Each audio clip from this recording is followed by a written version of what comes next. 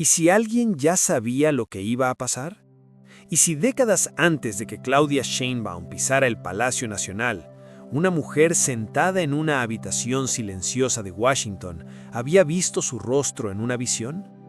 ¿Y si lo que esa mujer escribió, lo que susurró a sus cercanos, lo que dejó registrado en páginas que el mundo casi olvidó, está ocurriendo ahora mismo, frente a tus ojos, en tiempo real?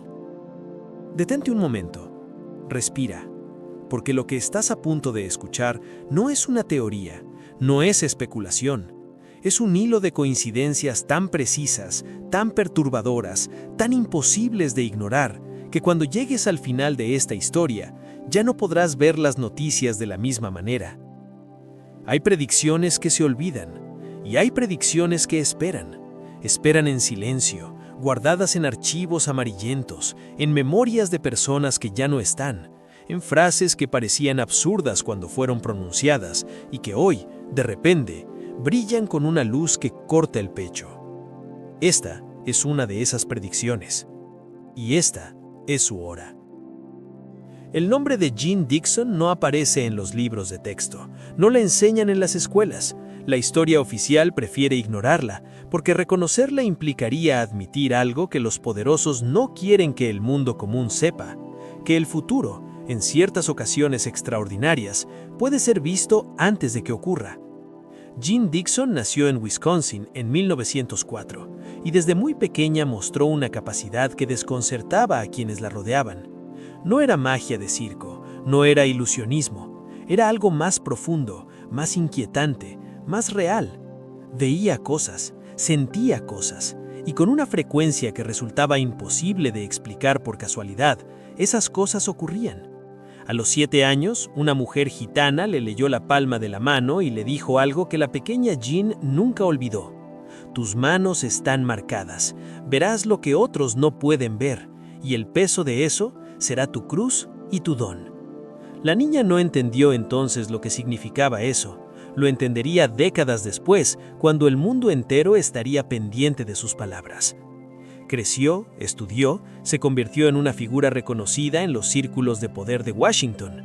Presidentes la consultaban, empresarios buscaban su consejo, periodistas la entrevistaban con una mezcla de escepticismo y fascinación que nunca pudieron resolver del todo, porque cada vez que intentaban desacreditarla, algo nuevo ocurría, algo que ella había dicho, algo que se había cumplido. La lista de sus predicciones verificadas es larga y perturbadora. Predijo el asesinato de John F. Kennedy años antes de que ocurriera. Describió con detalles asombrosos la crisis de los misiles en Cuba. Anticipó la muerte de Mahatma Gandhi. Habló de tensiones en el Medio Oriente que el mundo tardaría décadas en ver materializarse. Y en cada caso, cuando sus palabras se cumplían, el silencio que seguía era más elocuente que cualquier explicación. Pero hay algo que muy pocos saben, algo que sus biógrafos mencionan apenas en notas al pie, que sus archivos personales guardan con una extraña discreción. Jeane Dixon, en los últimos años de su vida, comenzó a hablar de visiones que se proyectaban no hacia el pasado ni hacia el presente inmediato, sino hacia décadas lejanas. Visiones de un tiempo que ella no viviría para ver, un tiempo que describió como el momento de la gran prueba para el continente del sur. Y dentro de esas visiones, con una especificidad que eriza la piel, aparece la figura de una mujer. Una mujer de poder, una mujer que llegaría desde las ciencias, no desde las armas ni desde el dinero heredado, sino desde el conocimiento. Una mujer que gobernaría una nación que Dixon describió como la tierra del águila y la serpiente, rodeada de una crisis que vendría de adentro y de afuera al mismo tiempo. Cuando escuchas eso hoy, en 2026, ¿puedes evitar pensar en Claudia Sheinbaum? Piénsalo, la primera mujer presidenta de México, doctora en ingeniería ambiental, científica, llegada al poder no por herencia ni por dinastía, sino por su trayectoria académica y política, gobernando en un momento en que México enfrenta presiones internas y externas simultáneas, la crisis de seguridad, la relación tensa con Estados Unidos, la reforma judicial que divide a la nación, las amenazas económicas, el peso del narco, el ojo vigilante del mundo sobre cada decisión que toma. la tierra del águila y la serpiente. México. Y la mujer que la gobierna hoy. ¿Coincidencia? Quizás. Pero espera, porque esto apenas empieza. En 1968, Jeane Dixon publicó un libro que se convirtió en bestseller y que luego curiosamente fue difícil de encontrar en muchas bibliotecas públicas. El libro se llamaba My Life and Prophecies. En uno de sus capítulos, Dixon describe una visión que tuvo durante la madrugada de un día que no especifica con exactitud, pero que sitúa en los años finales de la tercera década del siglo.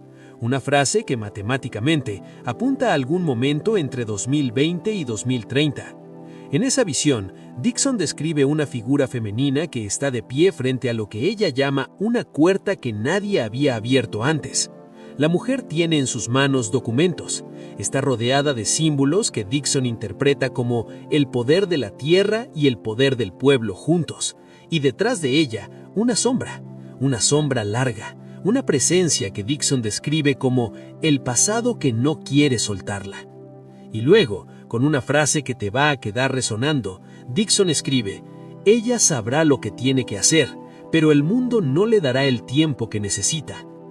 Ella sabrá lo que tiene que hacer, pero el mundo no le dará el tiempo que necesita. Detente ahí, siente el peso de esas palabras, porque si esa figura es Claudia Sheinbaum, si esa puerta que nadie había abierto antes es la presidencia de México que jamás había tenido una mujer al frente, entonces esa frase cobra un significado que va más allá de lo político. Se convierte en algo casi profético, en una advertencia, en un reloj que ya está corriendo. ¿Cuánto tiempo tiene Claudia? ¿Cuánto tiempo le dará el mundo? Y más importante, ¿qué es lo que sabe que tiene que hacer? Para entender la magnitud de lo que Dixon vio, hay que entender el momento histórico en que vivimos. Porque 2026 no es un año ordinario, y si has estado prestando atención a lo que ocurre en el mundo, ya lo sabes, lo sientes en el ambiente. Esa tensión extraña, esa sensación de que algo grande está a punto de ocurrir o de romperse, esa incomodidad que no tiene nombre preciso, pero que está presente en cada conversación, en cada titular, en cada silencio entre las palabras de los líderes. El mundo en 2026 está al borde de varias cosas al mismo tiempo. Las potencias globales reconfiguran sus alianzas. La inteligencia artificial transforma economías enteras a velocidades que los gobiernos no pueden regular con la rapidez suficiente. El clima colapsa en regiones que antes parecían estables. Las democracias enfrentan presiones sin precedentes.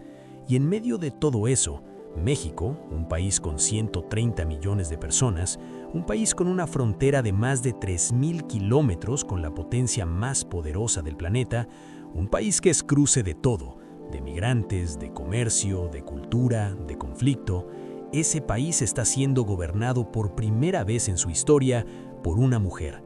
Y esa mujer enfrenta algo que Dixon, en su visión, describió con 3 palabras que sus traductores convirtieron en 6, la tormenta que viene de todos lados.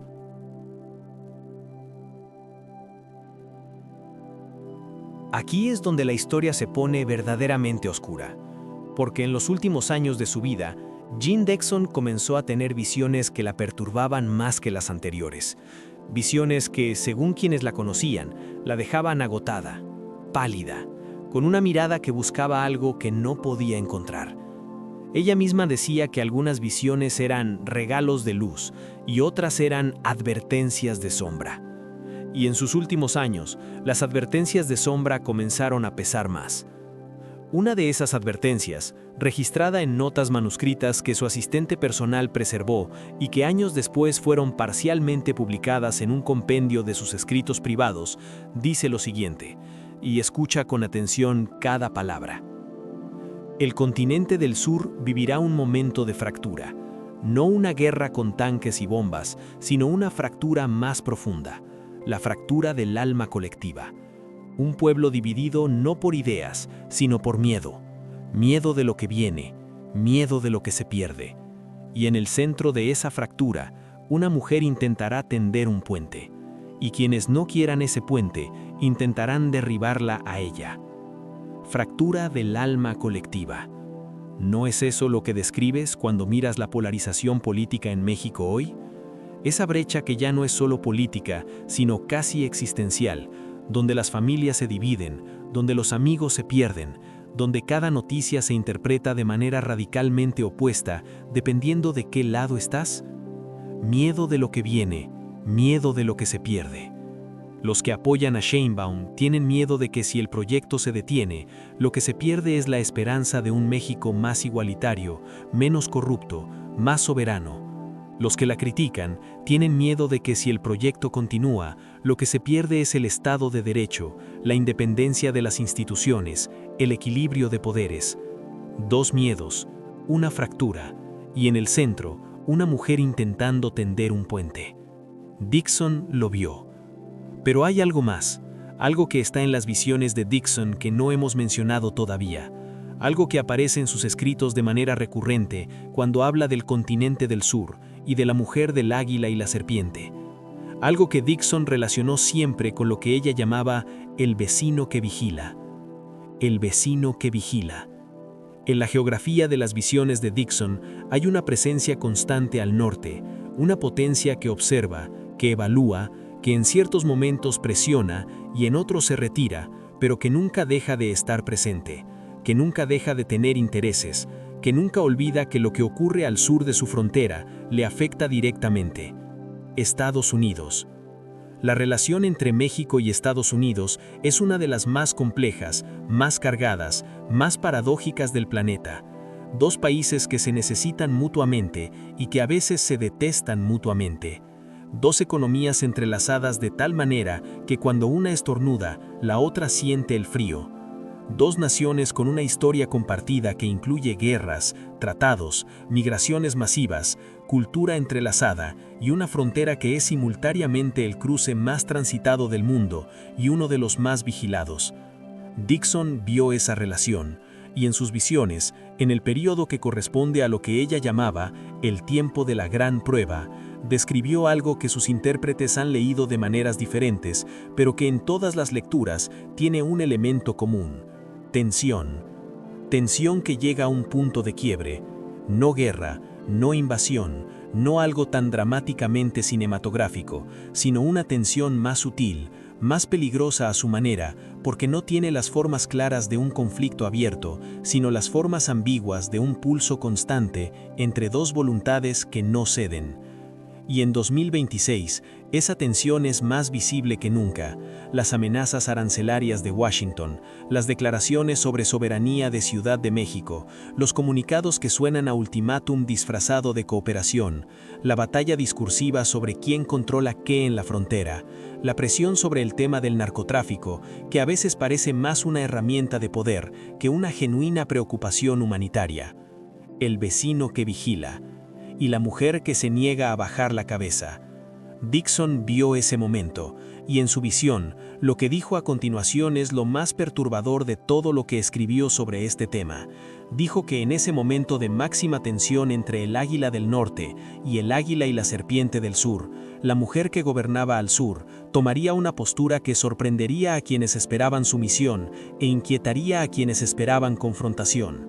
Ni sumisión ni confrontación. Una tercera vía.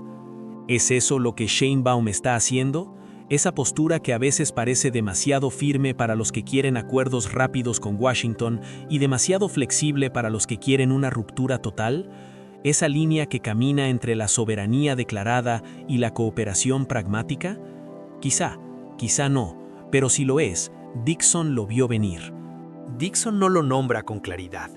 Esa es quizás la parte más frustrante y al mismo tiempo más fascinante de sus visiones.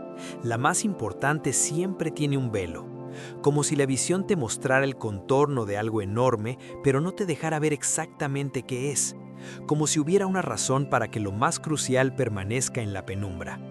Pero hay pistas, y cuando las juntas todas, cuando las colocas una al lado de la otra y retrocedes para ver el cuadro completo, lo que emerge tiene la forma de algo que podría cambiar México para generaciones.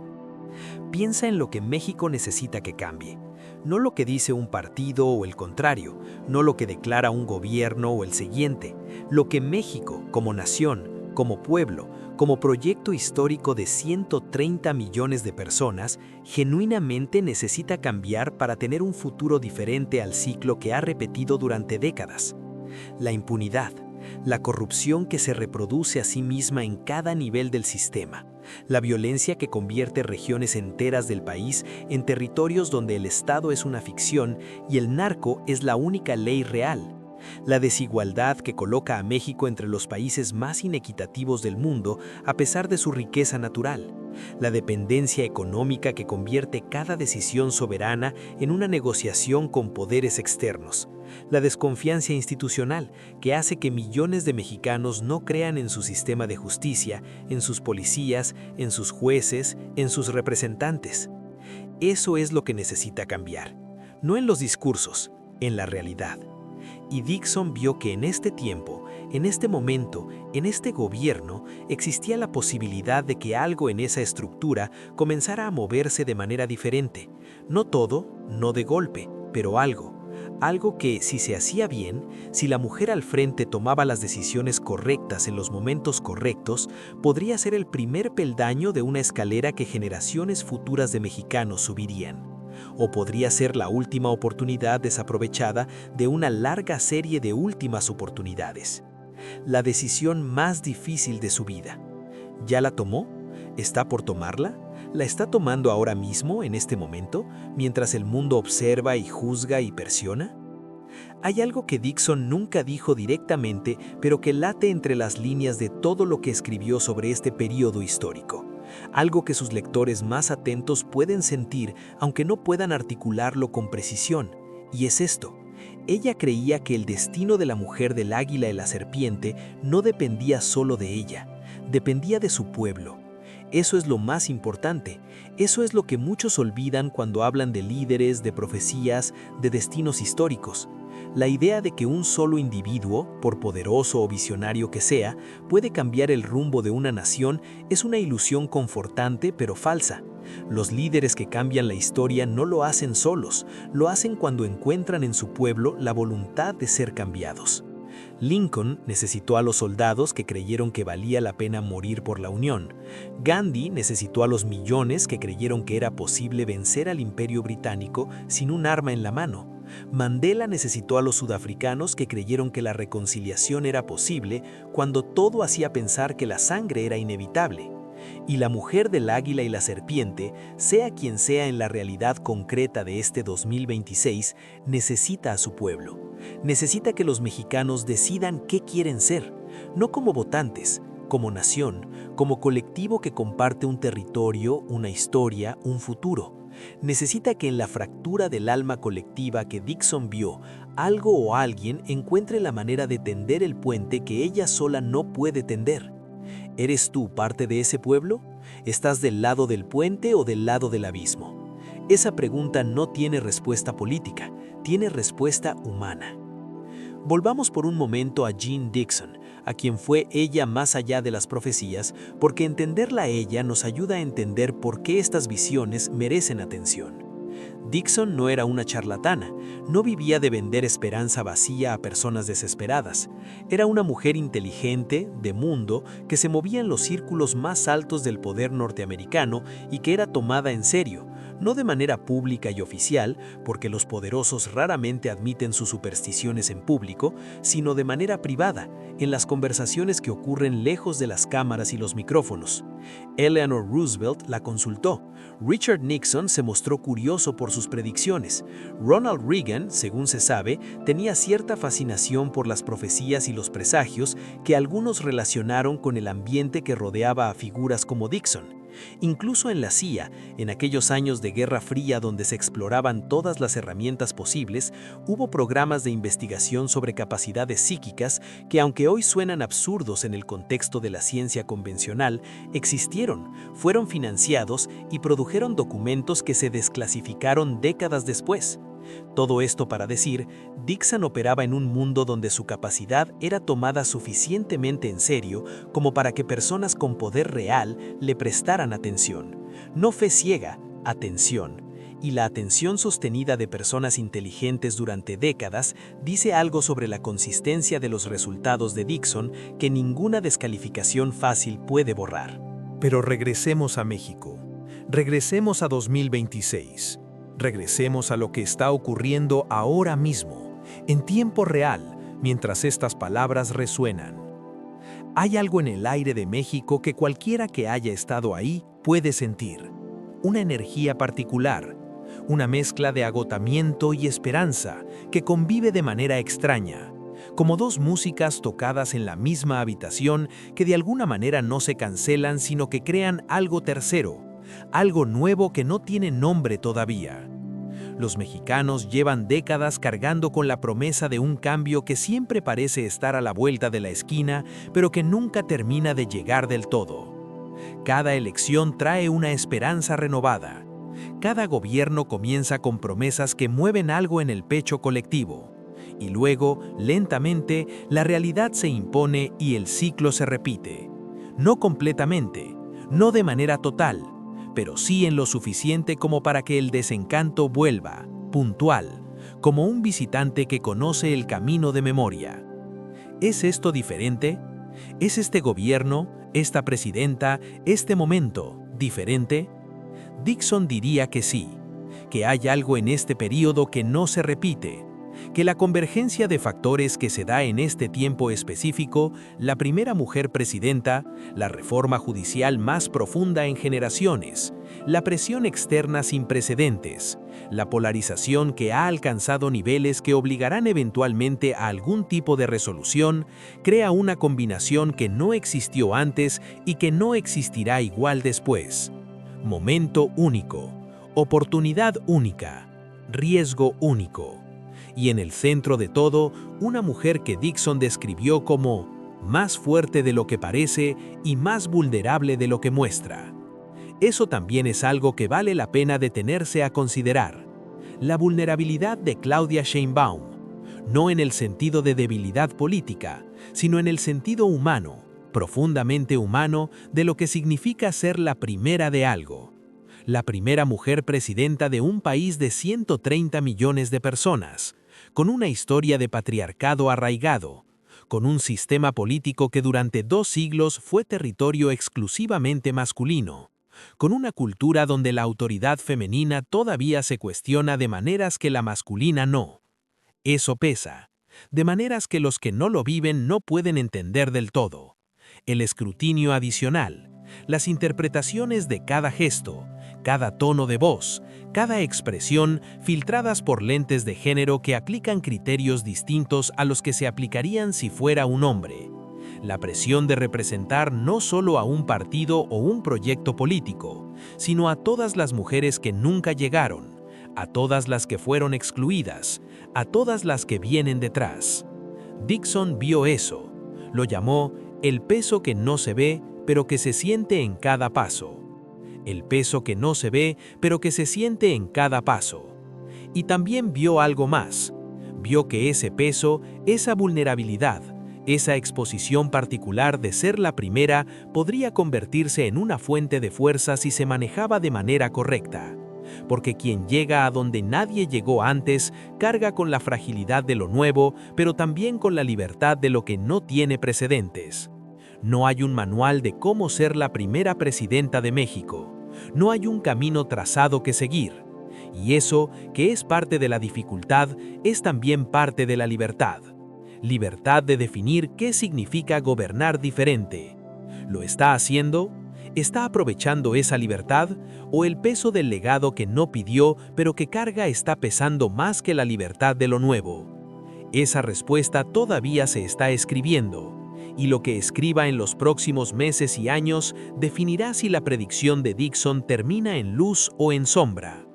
Llegamos ahora al núcleo más inquietante de todo lo que Dixon dejó registrado sobre este período, la parte que sus estudiosos más serios mencionan con una mezcla de respeto y perturbación, la parte que cuando la escuchas en el contexto de 2026 hace que algo en el interior se detenga y preste atención de una manera diferente. Dixon habló de un símbolo que aparecía recurrentemente en sus visiones sobre este tiempo, un símbolo que ella describió como el umbral entre lo que fue y lo que puede ser. Ese símbolo era una puerta, no cualquier puerta, una puerta específica que en sus visiones aparecía siempre en el mismo contexto, cerrada, con luz filtrándose por debajo, con el ruido de algo enorme moviéndose del otro lado.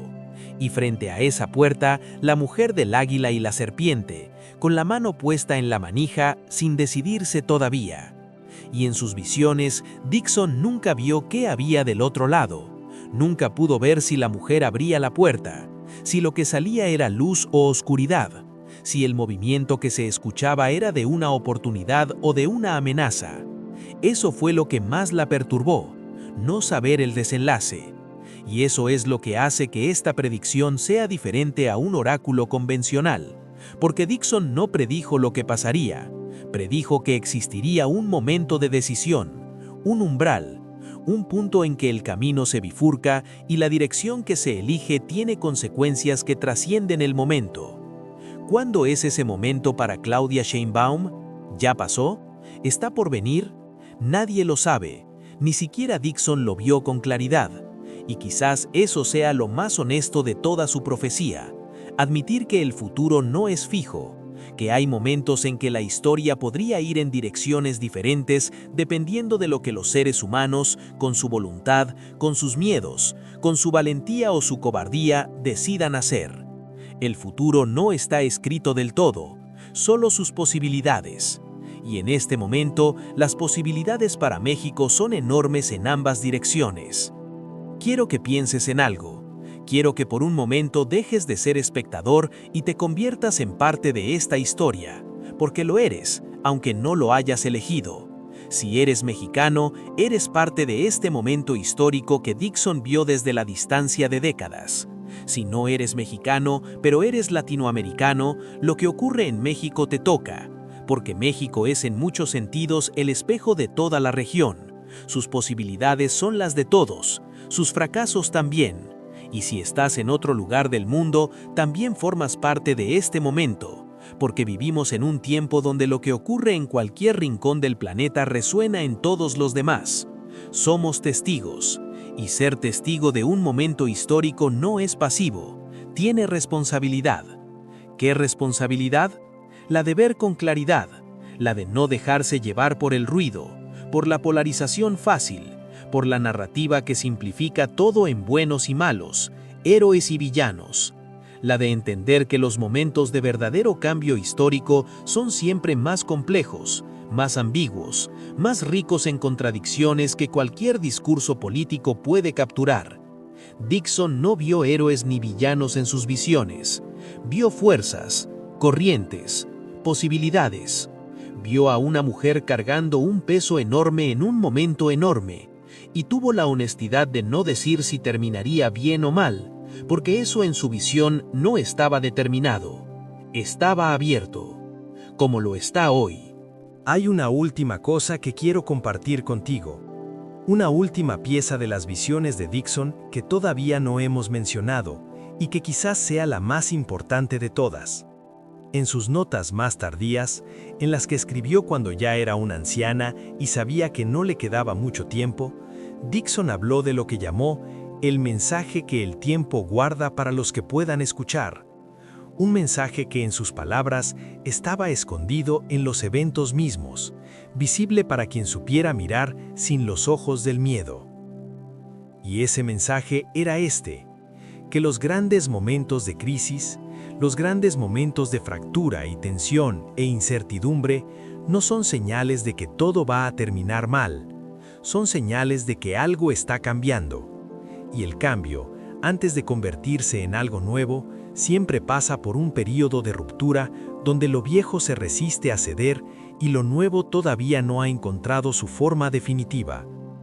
Ese período es el más difícil y también el más fértil. Lo que Dixon vio para este tiempo, para este momento que estamos viviendo en 2026, no fue una catástrofe inevitable, fue un umbral, una encrucijada, un momento de fertilidad histórica donde las semillas que se planten ahora darán frutos durante generaciones. Para bien o para mal, dependiendo de qué se plante.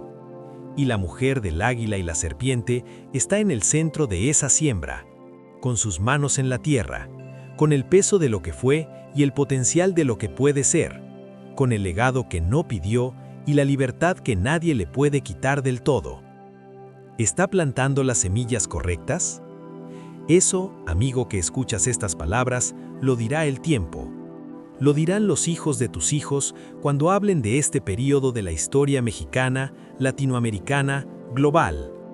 Lo dirán con orgullo o con lástima, con gratitud o con reproche. Pero algo que sí podemos saber ahora mismo, algo que Dixon dejó claro en todo lo que vio, es esto. Este momento importa. Este momento, ahora, en 2026, importa de maneras que todavía no podemos medir del todo. No lo desperdicies siendo indiferente. No lo desperdicies en el odio fácil ni en la fe ciega.